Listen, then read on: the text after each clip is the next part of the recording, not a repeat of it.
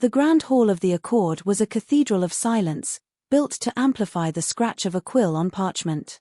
Its obsidian walls drank the light from the 1,000 candles floating near the vaulted ceiling, and the air, cold and still, smelled of ancient stone and melted wax. King Adrian sat at the head of a monstrously long marble table, the treaty of the Silver Truce spread before him like a pale, dead thing. The weight of his crown was a familiar ache at his temples, a cold circle of gold and responsibility he had borne for 3 centuries. He was the architect of this peace, a peace bought with blood and strategy, and now, to be sealed with something far more precious. He kept his eyes on the document, on the elegant, merciless script that outlined the cessation of a 100-year war. Every line was a concession, every clause a victory. His kingdom would be safe. His people would no longer live in the shadow of the Slayer's pyre. This was the logical, necessary conclusion. The king had made his choice. Across the table, the Grand Master of the Slayers, a man named Theron, watched him with eyes like chips of flint. His face was a roadmap of old scars, his presence a palpable weight of conviction. He and his 5 lieutenants wore the grey and silver of their order, their armor scoured clean, their hands resting near the hilts of their blessed blades. They were anathema, a holy blight upon his world, and today, they were his partners in peace. The treaty required a gesture of faith, a hostage of such value that neither side would dare break the terms. The Slayers had demanded a royal. Adrian had no siblings, no children. He had only a wife. He could feel her presence behind him, standing near the great doors. He did not need to look. He could feel the warmth of her life, a small, defiant sun in this cold, dead place. Elena. A human woman he had married for political advantage, a union to appease the border lords who still traded with mortal settlements. She was supposed to have been a symbol, a pretty, pliable queen who would soften his image. He had treated her with a careful, calculated distance, offering courtesy but not confidence, comfort but not vulnerability. He was a king, and a king's heart was a political liability. He had believed that. He had built his reign on that belief. The final signatory clause, Theron said, his voice a low gravelly sound that scraped the silence. The offering. Adrian dipped the quill into the inkpot. The ink was a deep, viscous black, the color of a starless night. He could hear the faint rustle of Elena's dress, a soft whisper of velvet against the marble floor.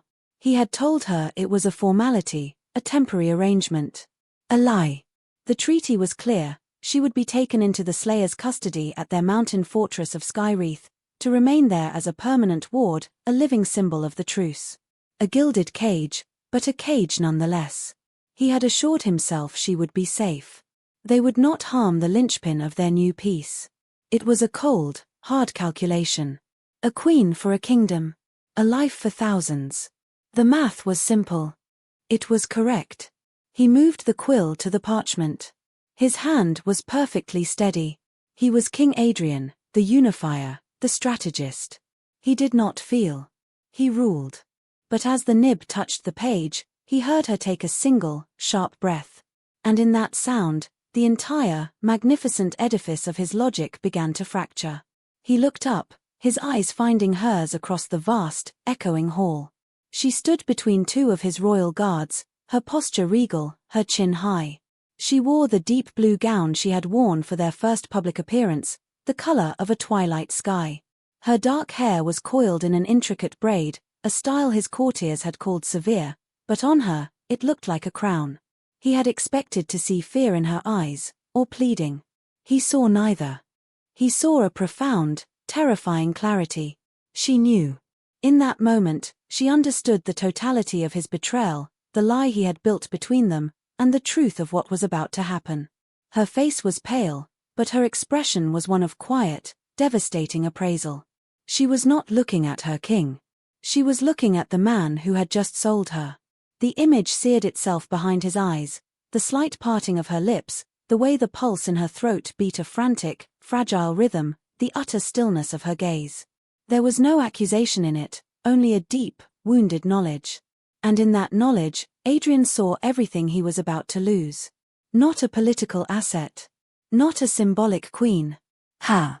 The woman who left wildflowers on his desk because the room smelled of dust and old paper.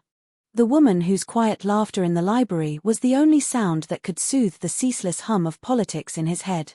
The woman who looked at him, sometimes, not as a monarch of terrible power, but as a man who seemed impossibly lonely.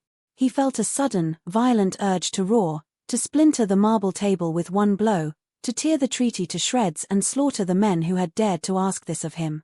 The king was forgotten, and in his place was a raw, primal thing that wanted to burn the world to keep her safe. But the moment passed. Centuries of discipline slammed back into place.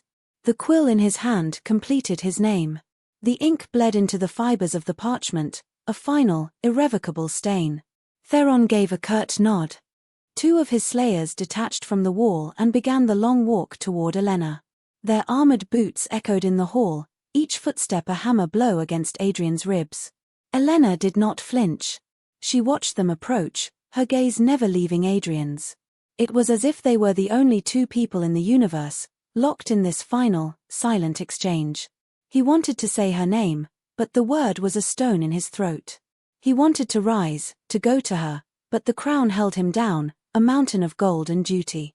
The slayers stopped on either side of her. They did not touch her. They waited. She gave a small, almost imperceptible nod, a gesture of acceptance that shattered what was left of his composure. She turned, her back to him now, a straight, proud line of blue velvet, and began to walk toward the great doors. The king's guards, his own men, stepped aside to let her pass. They would not meet his eyes. Adrian watched her go. He watched until the doors swung open, flooding the hall with the grey light of a dying afternoon. He watched as her silhouette was framed for a moment against the sky. And then the doors closed, a deep, booming sound of finality, and she was gone. The hall was silent again, but the silence had changed. It was no longer still and cold. It was empty. A vast, suffocating void where a small, defiant sun had just been extinguished. Theron rose, rolling the treaty with a practiced efficiency. "The truce holds, Your Majesty," he said. Adrian did not look at him. He was still staring at the doors, at the place where she had been. The victory was his. The kingdom was safe. He had won. But the only thing he could feel was the ghost of her eyes on him, and the chilling, absolute certainty that he had just made the single greatest mistake of his very long life. The king had saved his kingdom, but the man had lost his soul. The days that followed were a study in hollow triumph. Adrian moved through the motions of his reign with the seamless precision of an automaton. He received the adulation of his court, the grateful deference of the border lords, the tearful praise of common folk who no longer feared the midnight raid of a slayer crusade.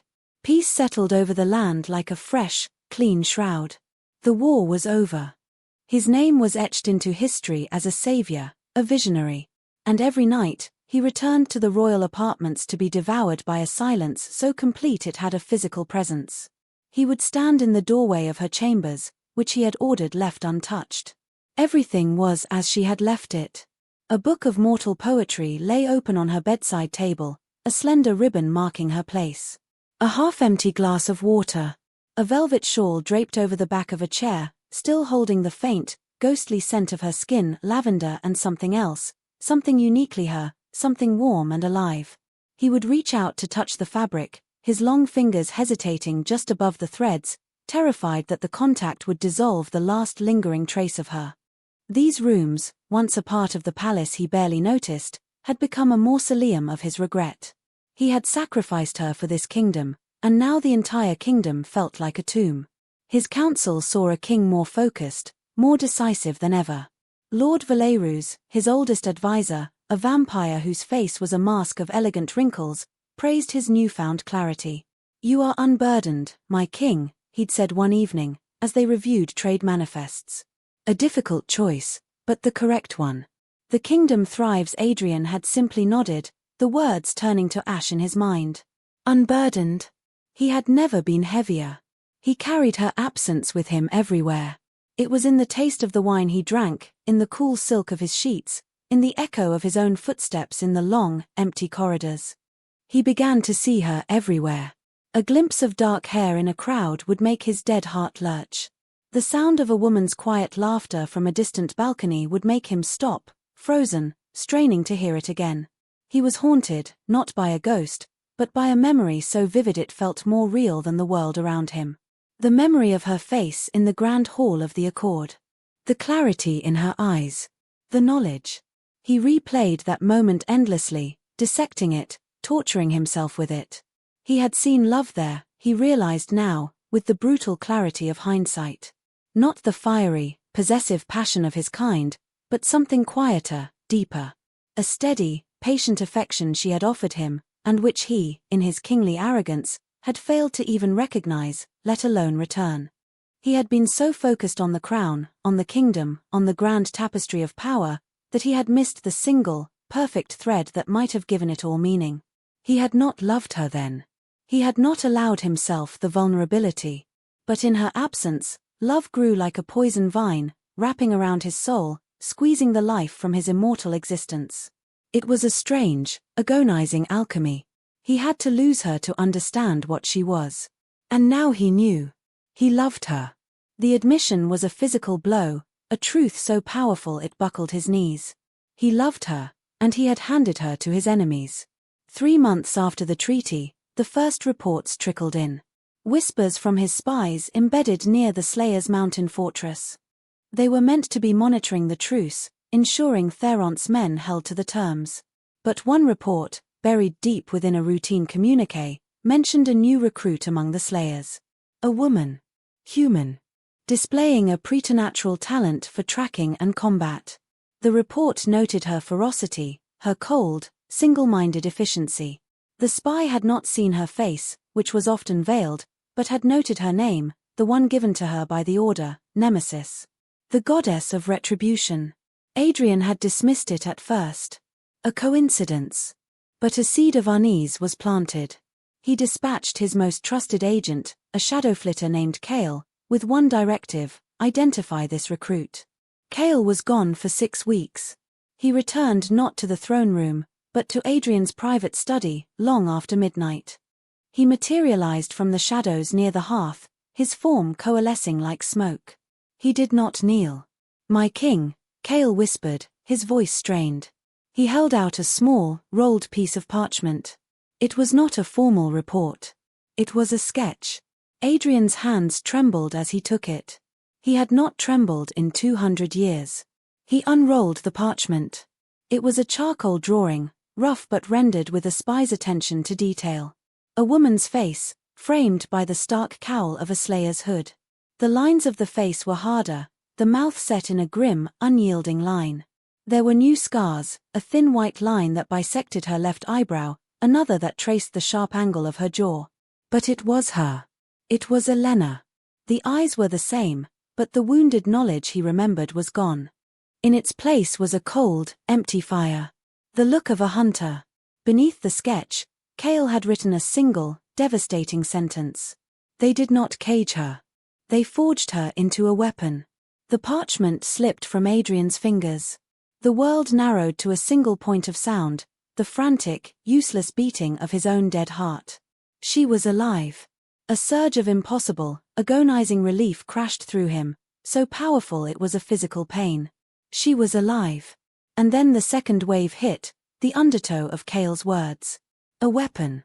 They had taken his wife, the woman who loved poetry and wildflowers, and they had turned her into one of them. A slayer.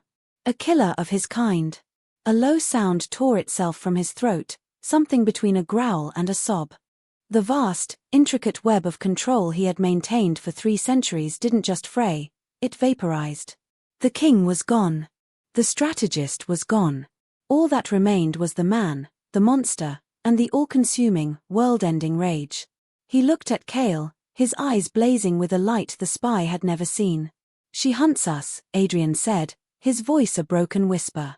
Kale nodded, his own face pale. "She is their best, my king. They call her the Queen of Ash. She leaves nothing but bodies and cinders in her wake." Adrian threw his head back and laughed, a terrible, broken sound that echoed off the stone walls of the study. The irony was so exquisite it was a form of torture. He had given them a hostage to ensure peace, and they had given him back a war, embodied in the one person he now knew he could not live without. The kingdom he had saved, the peace he had engineered, it was all meaningless ash in his mouth. He had made a choice, the cold, logical choice of a king. And now, he would make the choice of a man who had lost everything and had nothing left to lose but the madness of his own grief. He would get her back. Or he would burn her new world, and his own, to the ground. The next morning, the court was convened for what they believed was a routine session on territorial tariffs. The lords and ladies of the vampire aristocracy stood in their customary places in the throne room, their silks and velvets a riot of dark jewel tones against the grey stone. They murmured amongst themselves, their ancient, predatory grace a mask for the petty squabbles and power plays that defined their existence. Lord Valerus stood at the foot of the throne, his expression placid, confident in the order his king had so recently, and so ruthlessly, established. They were all basking in the warmth of the new peace, a peace that felt solid, permanent.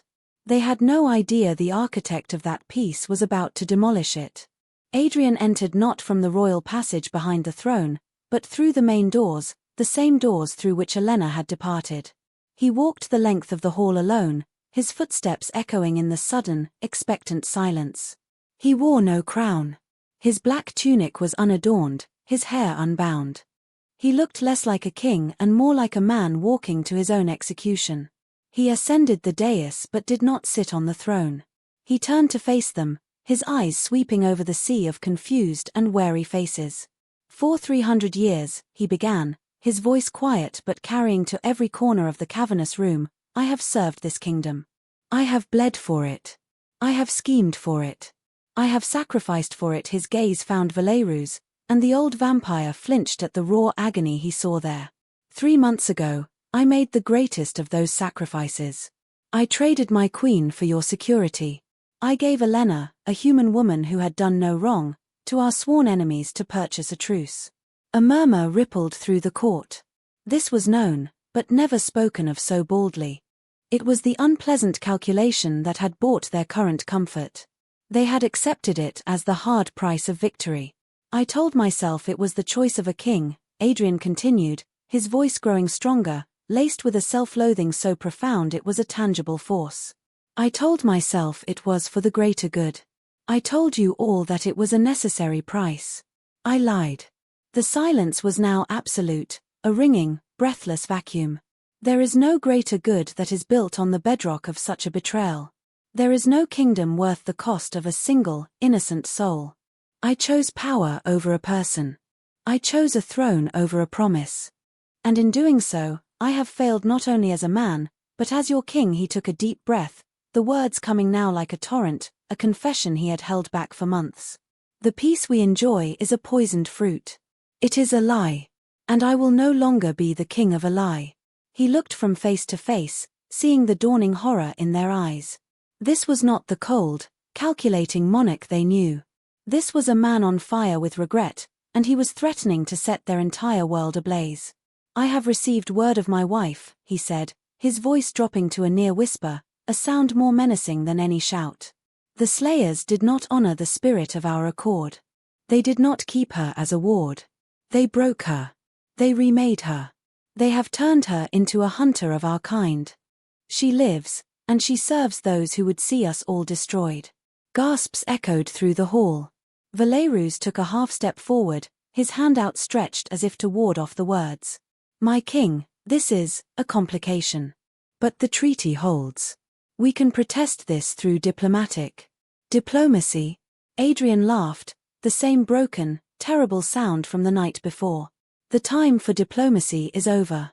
The time for treaties is over. He looked directly at his council, at the powerful, ancient vampires who had advised him for centuries. I am dissolving this council. I am suspending the treaty of the Silver Truce. And I am here to inform you that I am abdicating the throne. Chaos erupted. Shouts of disbelief and fury crashed against the stone walls. Valerus stared, his mouth agape, his placid mask shattered. Abdicate? Adrian, you are mad. The kingdom will shatter. The slayers will see it as weakness. They will attack. Let them, Adrian snarled, his eyes flashing with crimson light. Let the kingdom shatter. Let it all burn. I sacrificed her to save it, and it was not worth the price. Now, I will sacrifice it to save her. It is the only atonement that has any meaning." He held up a hand, and the sheer force of his presence quelled the uproar. "I renounce my crown. I renounce my titles. I renounce my duties. I have only one duty now, to find her. To beg for a forgiveness I do not deserve. To stand between her and the monsters who made her, and the monsters who let her be taken." His gaze swept the room, a final, damning indictment. "I leave the kingdom in your hands. Do with it what you will. It is a thing of stone and borders. I am going to find my heart." Without another word, he turned his back on the throne, on his court, on his entire life's work. He descended the dais and walked back down the long aisle, the cacophony of his subjects' outrage rising behind him. They did not understand. They saw it as madness, as the ultimate dereliction of duty. They saw a king committing political suicide, throwing away centuries of stability for a human woman, for a memory. They were right. It was madness. It was suicide. And it was the first true, honest thing he had done in 100 years. He walked out of the throne room, out of the palace, leaving the shattered pieces of his kingdom behind him without a single backward glance. The king was dead. Adrian, the penitent, was all that was left. The world outside the palace walls was a harsh and unforgiving thing. Adrian had forgotten its texture, the grit of it. For centuries, his reality had been one of polished marble, soft velvet, and the rarefied air of power. Now, it was the suck of mud on his boots, the sting of freezing rain on his face, and the sour smell of fear in the taverns where he sought information. He traded his royal signet ring for a horse and a sword, his fine clothes for durable leather. He was no one now, just another grim-faced traveler on the road, and the anonymity was a strange comfort. It was a stripping away of the lies, leaving only the raw purpose that drove him. He hunted her as she hunted his kind. It was a grim pilgrimage, following the trail of her work. He found the aftermaths of her kills, vampire nests reduced to ash and rubble, the scent of sanctified steel still lingering in the air. The slayers were brutal and thorough, but her work had a different quality. It was surgical, precise. There was no wasted effort, no theatrical cruelty. It was the clean, cold work of an expert. He saw her efficiency and felt a pang of perverse pride, immediately followed by a wave of soul-crushing guilt. He had created this. His betrayal was the flint that had struck the spark of this terrible fire. He traveled for months, through the jagged peaks of the Dragon's Tooth Mountains and into the sodden marshlands of the Weeping Fen. He spoke to humans in hushed tones, gathering whispers of the Queen of Ash, the silver-eyed slayer who moved like a ghost and never missed her mark. They spoke of her with a mixture of awe and terror. She was their avenging angel, a symbol of their defiance. To Adrian, every story was another twist of the knife. He learned her movements, her patterns. She worked alone, shunning the company of other slayers. She took the most dangerous assignments, the ones deep in vampire territory, as if she had a death wish. Or perhaps, he thought, as if she were searching for something. For him. The thought was both a hope and a terror. He finally caught up to her trail in the crumbling, northern province of Greywood, a land of perpetual twilight under a canopy of ancient, moss-draped trees. He found a village that had been terrorized by a small coterie of feral vampires. The villagers told him the Queen of Ash had passed through 2 days prior. The nest was now a smoking ruin on the edge of the woods. She was close. He tracked her from the village, his own ancient senses, long dulled by palace life, sharpening with every step. He could smell the faint trace of crushed herbs, a scent she had always favored, and the cold, metallic tang of slayer weaponry. The trail led him deep into the forest, to a place where the trees grew so thick they blotted out the sky. It ended at a clearing, where a small, ruined chapel stood, its stone walls choked with ivy, its roof long since collapsed to the heavens. He paused at the edge of the clearing, his heart, for the first time, hammering with something other than guilt. It was fear. He was afraid of what he would find. Afraid of the woman she had become. Afraid that she would look at him and see nothing worth saving. He took a breath that did nothing to calm him and stepped into the open. She was there. She sat on the edge of a broken stone altar, sharpening a wicked-looking silver blade on a whetstone. The sound was a rhythmic, abrasive whisper in the quiet woods. She wore the slayer's uniform, hardened black leather, a grey surcoat, and a quiver of crossbow bolts slung across her back. Her dark hair was cut short, ruthlessly practical. She didn't look up, but the rhythmic scrape of stone on steel stopped. "I knew you were following me," she said. Her voice was different. The warmth was gone, replaced by a low, chilling flatness. "I could smell the rot of royalty for the last 50 miles. He stopped, a dozen paces from her, his hands open at his sides. He had imagined this moment 1,000 times, rehearsed 1,000 speeches filled with remorse and explanation. They all crumbled to dust in the face of her reality. She was more formidable, more beautiful, and more broken than he had ever imagined. "Elena," he said, and his own voice sounded strange, a hollow echo of the king he had been. She finally looked up, and his breath caught. The cold fire he had seen in the sketch was a pale imitation of the real thing. Her eyes were abysses of controlled hatred. She set the blade and whetstone aside with a deliberate, unhurried motion. Her hand went to the crossbow resting on the altar beside her. She picked it up, the movement fluid and economical. She cocked it, the click of the mechanism unnaturally loud in the silence, and leveled it at his chest. "Don't use that name," she said, her voice dangerously soft. "That woman is dead. You killed her." "I did," he admitted, his voice cracking. "I did, and I am sorry. It is a meaningless word, I know, but it is the only one I have." A flicker of something, surprise, contempt, crossed her face. "Sorry? You think sorry covers it? You stood there and watched them take me. You sold me, Adrian. Like a piece of property. For peace. For your precious kingdom." "The kingdom can burn," he said, taking a half-step forward.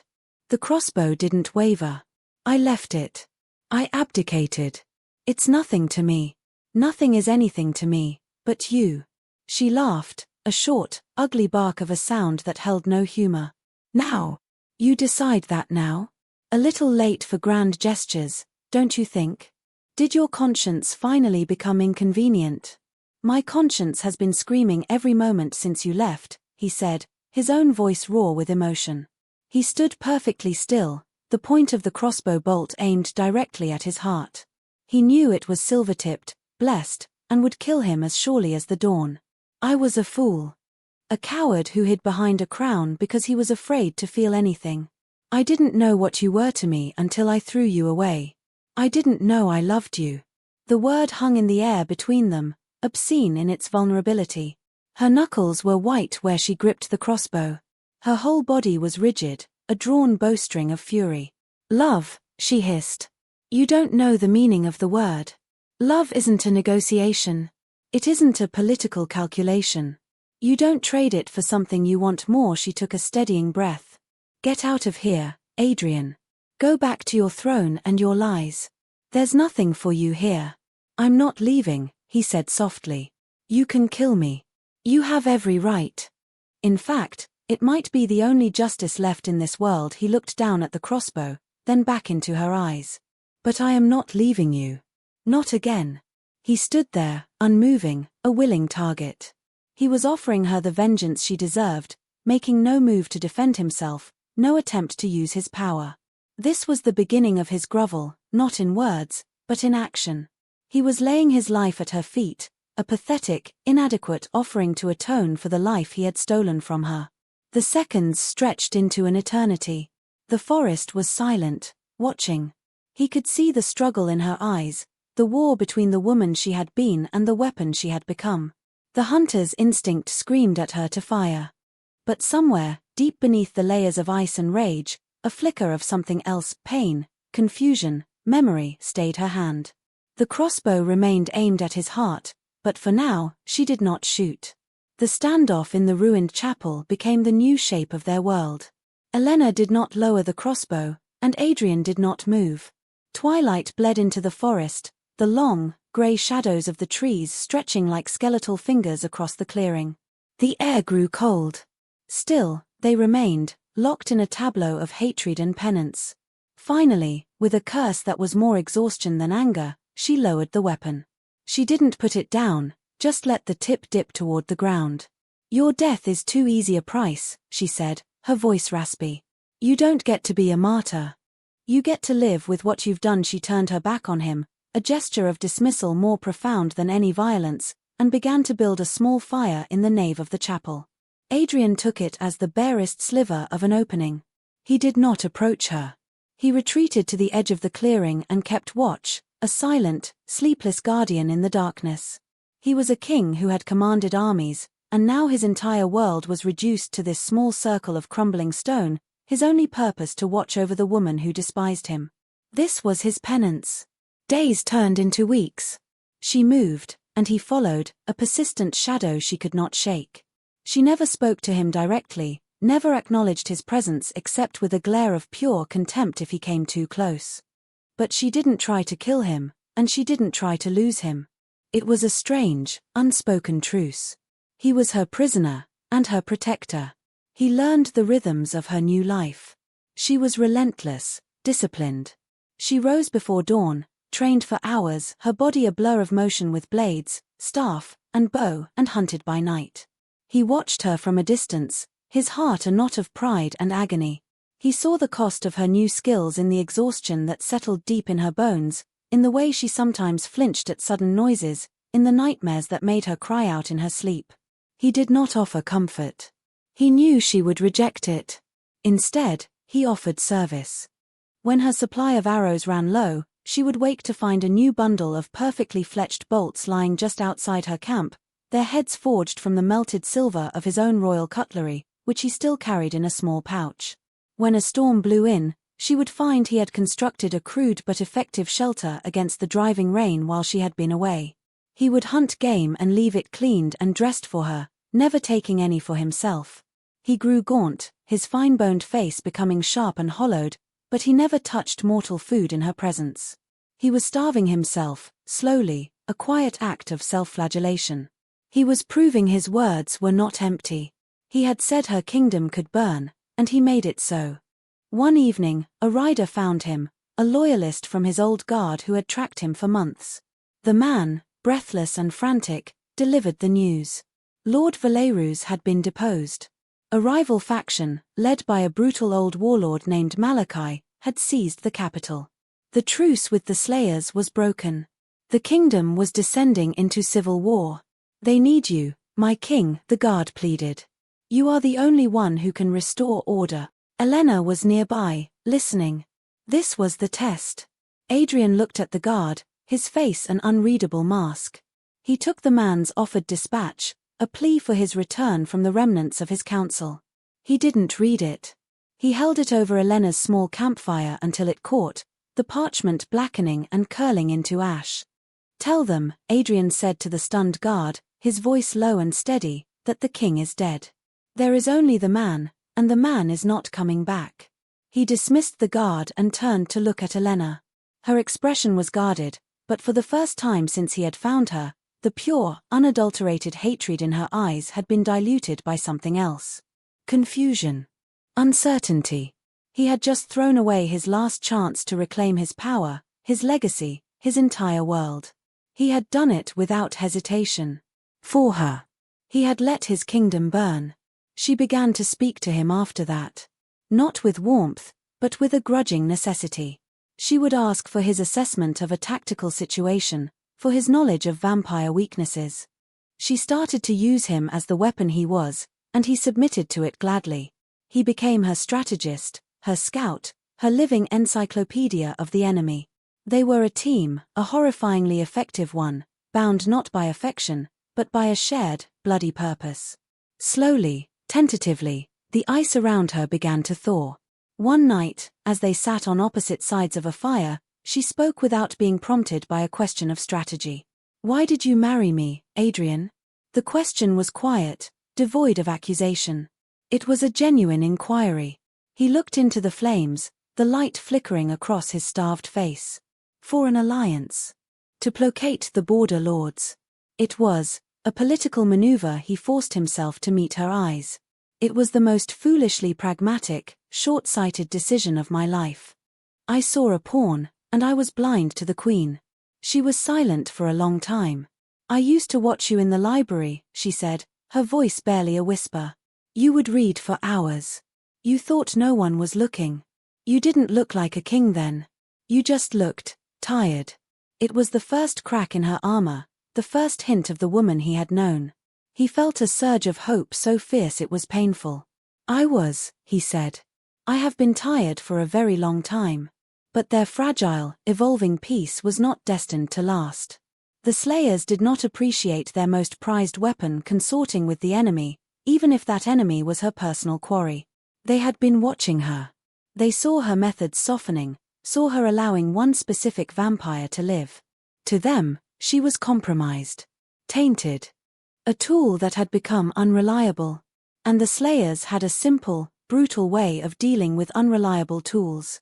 The trap was laid in a town called Haven's Crest, a place supposedly besieged by a powerful vampire elder. The Order sent word for Elena to rendezvous with a team of their elite warriors, the Silver Griffins. It was a lie. There was no elder. There was only the Griffins, and their orders were not to assist her, but to execute her. Adrian sensed it first. The air was wrong. The town was too quiet. "It's a trap, Elena," he warned, his senses screaming at him. She didn't want to believe it. The Order was her family now, the only thing she had left. "You're paranoid," she retorted, but there was a flicker of doubt in her eyes. "They wouldn't. I'm their best." "And you are consorting with a vampire," he countered gently. "To them, the infection has spread. You are a threat to their purity." They arrived at the designated meeting point, the town square, just as the sun was setting. The square was empty, save for 5 figures in the polished silver armor of the Griffins. Their leader, a grim-faced woman named Captain Iona, stepped forward. Her eyes were cold, her mouth a thin, merciless line. "Elena of the Ashes," Iona said, her voice ringing with formal authority. "By order of the Grand Master, you are charged with treason and consorting with the enemy. Your sentence is death." Elena stared at her, her face a mask of shocked disbelief. The betrayal was so blatant, so absolute, it stole the air from her lungs. She had given them everything, her grief, her rage, her life, and they were discarding her like a broken blade. She looked from their cold faces to Adrian's, and in his eyes, she saw not triumph, but a deep, shared sorrow. He had warned her. He knew what it was to be betrayed by the very institution you served. "You used me," Elena whispered, the words catching in her throat. "We forged you," Iona corrected coldly. "And now your service is at an end." She drew her blade, the silver gleaming in the fading light. The other 4 slayers followed suit, their swords making a soft, metallic hiss as they were unsheathed. They began to advance, forming a circle around her and Adrian. Elena reached for her own weapons, her body moving on pure instinct. But she was outnumbered, outmatched. Adrian stepped in front of her, shielding her with his body. He was unarmed, gaunt, and weary, but he stood as if he were still clad in royal armor, a king defending his last and only territory. "You will not touch her," Adrian said, his voice a low growl that promised violence beyond their comprehension. Iona sneered. "You are a dead man, vampire. Stand aside and we might grant you a swift end." Adrian smiled, but it was a terrifying sight, a bearing of fangs that held no humor, only the promise of annihilation. "You mistake me for a politician," he said, his eyes beginning to glow with a faint, crimson light. "I am done with negotiations." In that moment, he was no longer the penitent, the groveling lover. He was the ancient predator he had suppressed for so long. He had let his kingdom fall, starved himself, humbled himself, all for her. But he would not let them take her. That was a line he would not allow to be crossed. This was the final choice, the one that transcended politics, penance, and reason. It was simple, primal, and absolute. Her, over everything else. The slayers charged. The world dissolved into a blur of motion and a symphony of violence. Adrian moved with a speed that seemed to defy the laws of physics. He was a wraith of black leather and righteous fury. The first slayer, a large, bearded man, swung his greatsword in a deadly arc Adrian didn't dodge. He flowed under the blow, his hand shooting out to grip the man's throat. There was a sickening crack of bone, and the slayer dropped, his armor clattering on the cobblestones. Olenna watched, frozen for a heartbeat, stunned by the sheer, brutal efficiency of his power. This was the might he had held in check for months, the terrifying force that had conquered a continent. And he was unleashing it all for her. He took the second Slayer's sword from his hand, the blessed silver burning his palm, but he didn't flinch.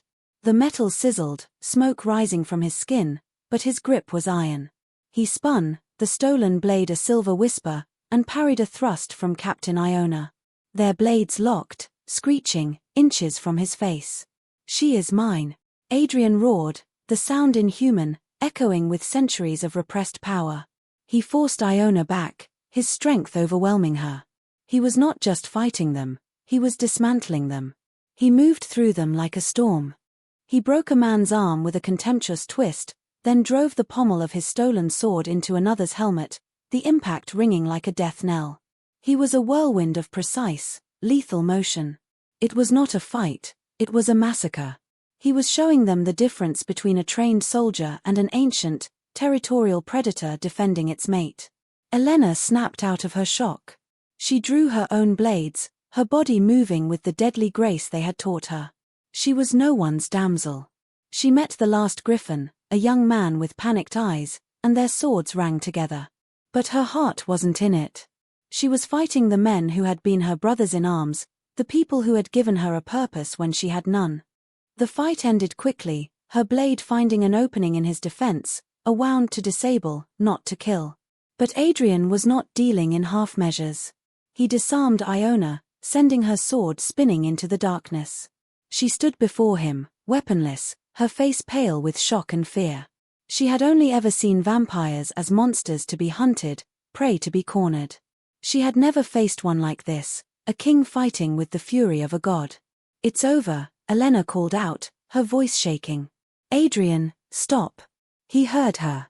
He looked at the terrified captain, his chest heaving, the crimson light in his eyes slowly fading back to their natural grey. The rage receded, leaving the weary, penitent man in its place. He tossed the silver sword aside, the metal clattering loudly in the sudden, ringing silence of the square. He turned to Olenna, his hand smoking where the silver had burned him, his face a mask of concern. "Are you hurt?" he asked, his voice soft, the storm completely gone. She could only shake her head, staring at the carnage around them. He had slaughtered the elite of her order, the very people who had defined her life for the past year. He had chosen her, not just over his kingdom, but over the last semblance of peace in the world. He had declared war on the only power that could challenge him, all to save her. The surviving slayers, Iona and the man Olenna had wounded, scrambled away into the darkness, leaving their dead behind. They were alone in the square, surrounded by the bodies of her former comrades. The scale of his choice, of his sacrifice, settled over her. He hadn't just said the words. He had shown her, in the most brutal, unequivocal way possible, that he would burn the entire world for her. She looked at him, at the gaunt face, the haunted eyes, the hand that was still blistering from the silver he had wielded to protect her. The last wall of ice around her heart didn't just crack, it shattered. The hatred, the rage, the need for vengeance that had driven her for so long, it all just evaporated. It left behind a deep, aching void, which was slowly, terrifyingly, being filled with something else. Something she thought had died in the grand hall of the Accord. She took a hesitant step toward him, then another. She reached out, her hand trembling, and gently took his burned one. He flinched at the contact, but didn't pull away. She traced the angry red welts left by the silver, her touch feather-light. "You chose me," she whispered, the words full of a wonder that felt like pain. "Always," he answered, his voice thick with emotion. "From now on, always." The 2 years that followed were a quiet, fragile reconstruction. They did not return to his sundered kingdom, nor did they seek a new one. They became nomads, ghosts drifting through the quiet, forgotten corners of the world. The war between Malachi's faction and the Slayers raged on, a distant, bloody storm they had left behind. For Adrian and Olenna, the only world that mattered was the one they built together, moment by patient moment. Trust did not come in a single, cathartic rush. It was earned in the small hours of the night, in 1,000 unspoken gestures.